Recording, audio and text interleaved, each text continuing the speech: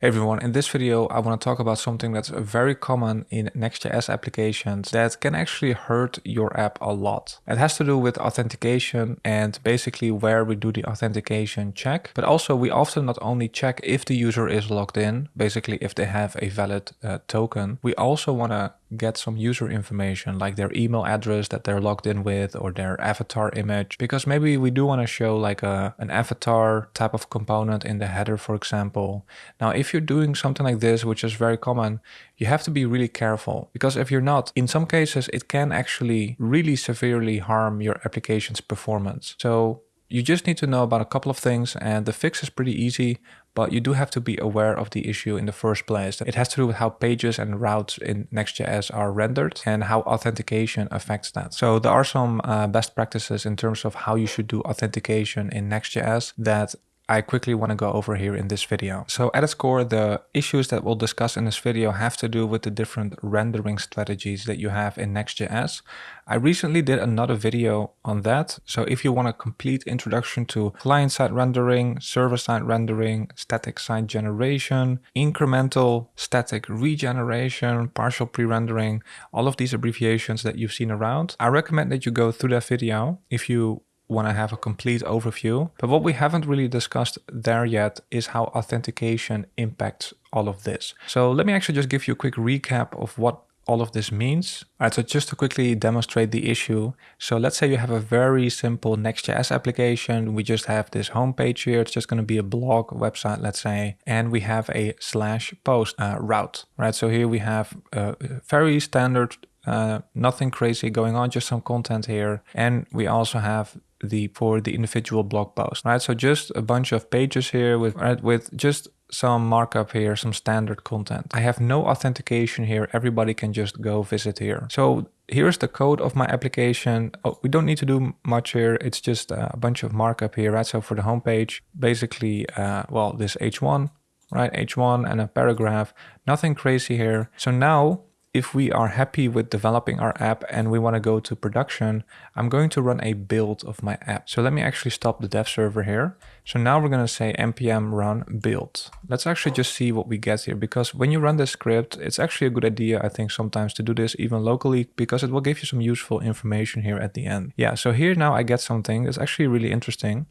So here I can see which routes or pages are statically rendered, as it's called. So I can see, for example, there is a home page in my app, right? That's this home page. And during the build, it has been statically generated. We can see that because it has this icon here. So what that means is that during the build, the HTML of that home page, this page here, this was already computed during the build that I just ran. So all of the statements inside this component, this homepage component, were already run, and it has already rendered a final output of this. So now in production, when somebody comes to my app, that component does not have to be computed anymore. We already have the result of that rendering, and so we can already immediately send back the HTML, let's say, right? So if I run this production build, I can do npm run start instead of dev. This is the other script you have.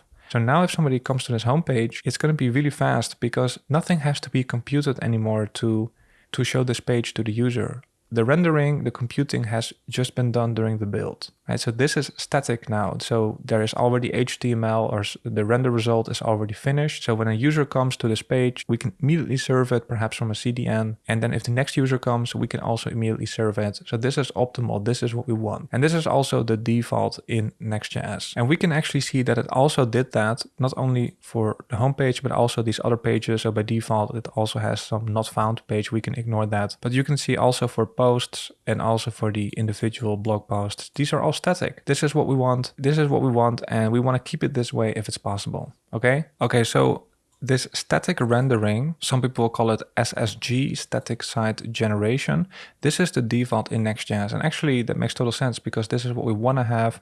This is actually one of the benefits that you get from using Next.js. Your pages are going to be statically generated during the build, right? So we don't have to do any computation when the user comes to the page. So during runtime, as the user is making the request, we do not have to do a bunch of computation at that point anymore. It's already been done during the build. Great. Now this changes if you are going to use something on the page that will opt the page out of static rendering into dynamic rendering. So if you're using these APIs, like the searchParams prop, you will actually turn it into what's called a dynamically rendered page. So if I go to, let's say, the /posts page, and if I opt into searchParams here, so I use searchParams, and let me quickly type this, because by default the build will actually also fail if you have a type issue here in Create Next App.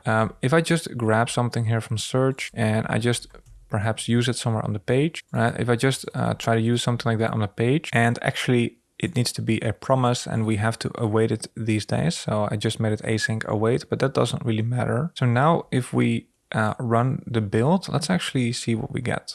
All right, so now I get the overview here. You can see my home page is still static. These other pages are still static, right? Pre-rendered as static content, but we now see a different icon here for the route that now is using this searchParams. You can see this is now dynamically rendered, server rendered on demand. So if I start this app now, if I go to /posts here, now when somebody goes here, this page here, this has to be rendered at that point in time. So all of the statements inside, we may be doing a lot of expensive work here. All of that has to be rendered as the user is making the request going to this page. And then when the next user comes, we're gonna do it all over again. So way more inefficient. Make sure you check out that other video if you want to have a complete overview. But basically, we want to keep our pages statically rendered if we can help it. But by default, it's going to switch to dynamic rendering if you use anything in here, right? So one of those things is actually cookies and also headers. This is relevant for authentication because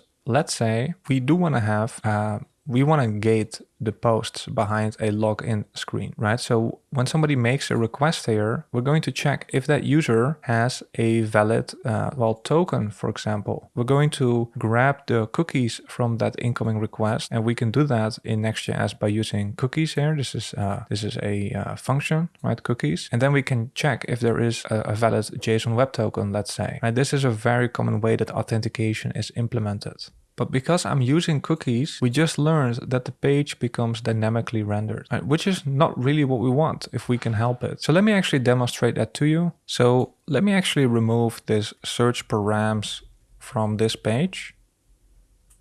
So now I have removed it. Now if I run another build, it should be statically rendered again. You can see generating static pages. Yeah, so now you can see this /post. Now everything is statically rendered again.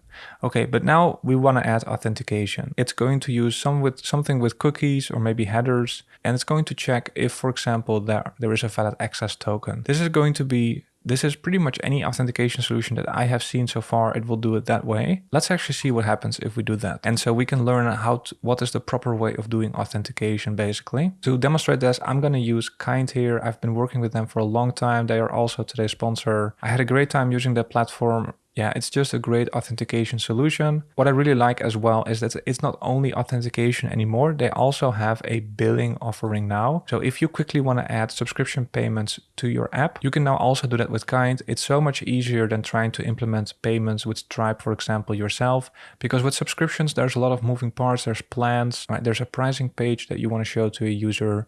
You get all of that out of the box here with Kind, so definitely check it out if you quickly want to add subscriptions, right? So here you can see it's still in beta, but it's already pretty good. And I have a dedicated video on that as well. So if you want to follow along with a tutorial, make sure to check out that video. So for here, we're just going to add authentication. So we just need to add an application here. We're going to say, I'm just going to call it example app, and Next.js is going to be classified as a backend framework. We're going to click on Next.js here, and I'm going to save here. And we have an existing code base here. We just have to set the callback URLs, click on set, and this one as well. Now we just have to install Kind in our project. So I will run OK. And now we just need to add the environment variables. Make sure you don't show any secrets to anyone else. I will clear this up after the video. And now we just need to add an API endpoint so Kind can wire everything up internally in our Next.js app. We just have to do new file here at the root. I can paste the entire path here, and then we can just copy this and paste this right here. Okay, so this is all we need to do to have authentication in our Next.js application. Then we can add login buttons if we want. Let's actually do that. I will add a login button to the homepage. So here on the homepage, I want to show a login link. I will import it from this path. Make sure you get the right path. So I use this path. So it's with /components, and this is one of those components they have. Okay. Let's run the app again in development mode. All right, so now I have sign in here. I could style it a little bit better, but let's keep it this way. If I click on it, you can see I get all of this login page. All of this logic is going to be handled by Kind. I can actually create an account first. I can register here. And actually, I want to allow users to register with GitHub, for example. So I can go to Authentication here and I can add GitHub. Boom, one click and then save. And now if I refresh here, now there's also an option to register with GitHub. Okay, I will just quickly log in. All right, so now my account is created and by default it redirects to /dashboard, although we can change that here. We can just make it the home page. So let's actually go to our home page. So I am logged in right now. And how do we know that? Well, if we go to application and I go to my cookies, you can see that I now have an access token here. So this is now what I can use as a user to show to the application, hey, I have access, right? And the application is going to check if you have a valid, right? That's typically how it works. So now let's say we as app owners, we want to allow this route of /posts. We only want to have logged in users be able to access this, okay? Now what you would do naively is perhaps you do it in the page component, right? So I see this a lot. So people will go to the page component here and you want to protect this page. So you're going to do an authentication check here, okay? So what you can use is with Kind, you can use get Kind server session and we can import it like that. And what we can grab from there is, for example, if the user is authenticated. And if the user is not authenticated, we have to await it there. But if the user is not authenticated, we will just redirect the user to the login page. We can do that here by doing it by redirecting here to that API endpoint. Okay, and with redirect, you're automatically returning here anyway. Okay, so now I have protected this page, right? So I am currently logged in. So if I refresh here, I can still access this because I can show to the app that I have a valid token here. Okay, if I log out, so let me also quickly add a logout link on the page. So now I have log out here. If I click on log out, okay, so now I'm redirected. All right, so now it's been cleared. So now if I go to application, you can see my access pass, you could say, is gone now, right? So I don't have a valid token anymore. So now if I try to access /posts, whether I click on the link or just go there directly, that doesn't matter. If I go to /posts, you can see I cannot access it. I'm actually redirected here. And actually we want to redirect to the login page. So it should simply be login here. So if I try to access /posts, you can see I do not see the post. I'm being redirected here to the login page. So we are properly protecting it now, you could say.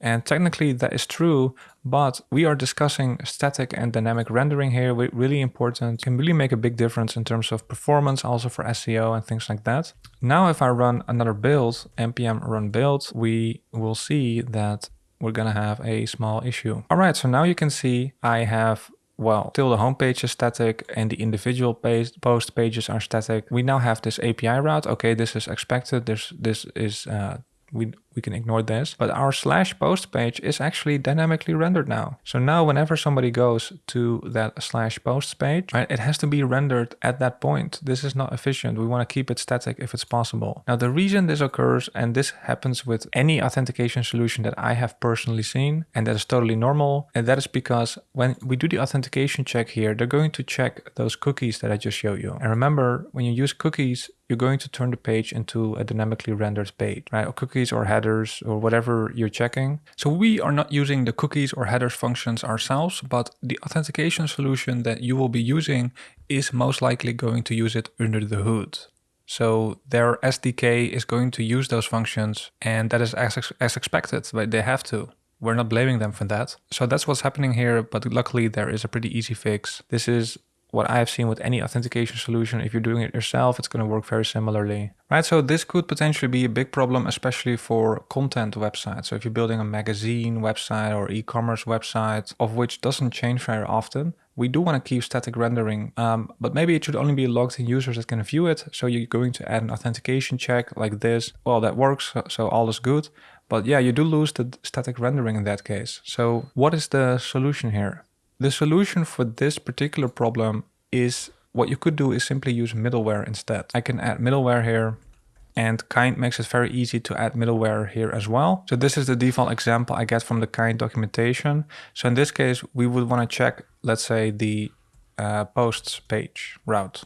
Right, so here I'm now going to get the incoming request. If it's for the /posts page, we're going to wrap that with an authentication check. So now I can remove it from the individual page. I can remove it from here and remove this, remove all of this, and remove this. So now I have this. Now if I run this, so now if I try to access /post, you can see I'm not logged in. I don't have any tokens. You can see the protection here still works. And now also when I run a build, npm run build, generating static pages. And now you can see the /post route is static again. So we only have to generate it once during the build. And then whenever somebody comes, we can just serve that. So really helpful, especially if you're doing some heavy computation on that page. So this could be a better solution than doing the authentication check in the individual post page.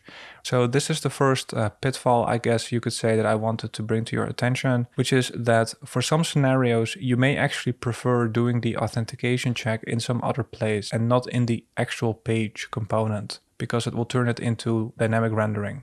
Now, you may say, I don't want to use this solution because I not only want to check if the user is authenticated, I also want to display some user information on the page, maybe their email address, maybe their avatar. So you can actually also use, for example, with Kind, the get user function, and it will give you some information about the user, right? So maybe you want to show the user's user.email perhaps, right? Or maybe you want to use their, right? You want to show some user information. This information can also be part of that token. And because of that, you also want to grab access to that token with the cookies function, for example. And so you would have the same result. You would run into the same issue. Now, in that case, you cannot really solve it with middleware, right? So here we cannot grab the user information and then sort of pass it along to the page. It's going to be too cumbersome. So let me actually remove the middleware for now. So how do we deal with an issue where we actually want to show user information like their email or avatar? So let me actually remove all of this. So what we've done so far, I've cleaned everything here. So what is actually pretty common, what I see a lot of people do, is they create a header component. And you want to include this header on every page, right? So now it becomes a little bit dangerous almost. So we have a header. So here I have a header component, and what I just want to show in the header is the user that is logged in. I want to show the email that they're logged in with. So now I'm going to include this header, and let's actually also add their image if we have one. So with Kind, it's actually really nice. We can also use the picture here. So we can make it something like this. User.picture is what I can use here, or maybe we have some default avatar image if it doesn't exist. So this is what I want to show, basically displaying user information. So not really an authentication check, it's more like displaying user information, but the mechanics are similar because the information is also often in that token. So you will still use cookies or headers. So now I have this component, I want to include it on every page, right? So what you often will do is you will go to your layout file and you will include it here, okay? So here I'm gonna include the header now. So now it's going to be on every page on my app. So now if I go back here, let's see, and I'm gonna run the app. All right, so now I'm not logged in. So it's just going to show the header here, please log in, right? That's what we see here. So let me actually log in again with GitHub. All right, so now you can see I'm logged in and I see my email as well as my avatar. Really easy to set up with Kind, so really slick solution. And now, of course, on every page, if I go to the /posts page, I still see the header here. On the individual blog post page, I also see this information, right? Very common. You want to show user information in an app-wide component. Okay, so this looks good, but this is actually really, really tricky if you don't really know what you're doing here, because now, remember, we're going to check the user token, which is in the cookies. We're going to check them on every page. So now if I run a build, if I clear this and I run a build, I potentially have a huge problem because I turned my entire app into a dynamically rendered app, essentially. Every page right now you can see is dynamic, server rendered on demand. So whenever somebody goes to any page right now, it has to be rendered at that point in time, right? So there is no HTML already ready to go or some other render, or there is no render output already finished during the build. It's all gonna happen when the user makes a request, right, during runtime on the fly. And then when the next user comes, we're going to do it all over again. So potentially very inefficient. And this is, I would say, mostly a big risk for these content websites where you typically do want to keep static rendering. If you have a dashboard type of application, this actually may not be a huge issue. It depends a bit on the type of app or website that you're building. But for a blog website, for example, where I do want to have a lot of static rendering, this could be a big blunder, right? So I just want to show some user information, but my entire app is now dynamically rendered. So what is the solution here? In this case, we cannot, do it like, we cannot really do like middleware or something like that. So the solution in this case is to actually do this on the client side. So this is all on the server. So as there is an incoming request to our Next.js server side, we can immediately grab the user information and render this on the server, which is in isolation, this is like good for performance. But we have that issue now with dynamic rendering. So instead, we can actually also do this on the client side. So we can actually mark this as a client component. I changed it. So now Kind offers also a hook that we can use anywhere on the client, and we can get the same information. And remember, the only thing that we kind of lose here is a little bit of performance because this has to happen on the client. So it will take a little bit longer, right? So now there's an incoming request to our Next.js server side, and we are not going to immediately render the user's information. We're first going to respond to the client with, well, a bunch of JavaScript essentially, and then this code will run. Right, so this has to run in the browser. So there's another request response cycle essentially before we can actually see something. So in that case, we may actually do want to show some loading indicators. So we can have is loading, and then we can still show the user's information. So if we do this and we run the app, so now you can see we see loading here, and then within like 1 or 2 seconds, we see the same result as before. So now, yeah, whenever I go to any page now, we still have the same result. But the benefit of doing it this way is now if I run one more build, npm run build, we have our static rendering back for all of these pages, and we still have user information on every page as well without turning the entire app into a dynamically rendered app. So just to recap, the first issue that we saw was simply an authentication check, right? So we just want to gate the content. We just want to gate this page behind a login screen. In that case, if you do the authentication check in the page component itself, it will become a dynamically rendered page. So a solution could be that you're doing it in middleware instead, and so you can preserve static rendering of the page. The second issue that we will run into sometimes is when you want to display user information. So not really an authentication check, you just want to display the user information, but it's also often coming from information in the token. So you're still going to use cookies or headers under the hood.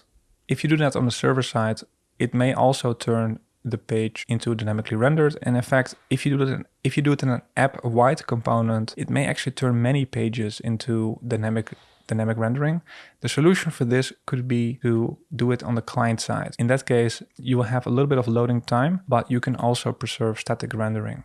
There is something new in Next.js as well called partial pre-rendering, which may help you with this as well. And they have a nice graphic here. So basically, your page, the overall page, is going to be static, but we saw that even if you have a little component like a header component, and in there like the user, and you just want to show the user's avatar or email, it's going to turn the entire page into a dynamically rendered page. In a situation like that, you may want to use partial pre-rendering. That's what the Next.js team is working on right now. So in that case, if you do want to keep it on the server side, you may be able to wrap it in suspense. That's what it's going to look like. So you can wrap it in suspense, and then it may also preserve static rendering, even though this is dynamic. I did a complete video on that as well. I highly recommend you check that out. But overall, I hope that you have a better sense now of these different rendering strategies in Next.js and how authentication impacts that. And you can see how easy it was to set up authentication with Kind, so make sure to check them out for that. But they also recently released the billing feature, and I actually did a video on that. So if you want to follow a tutorial to get started with it,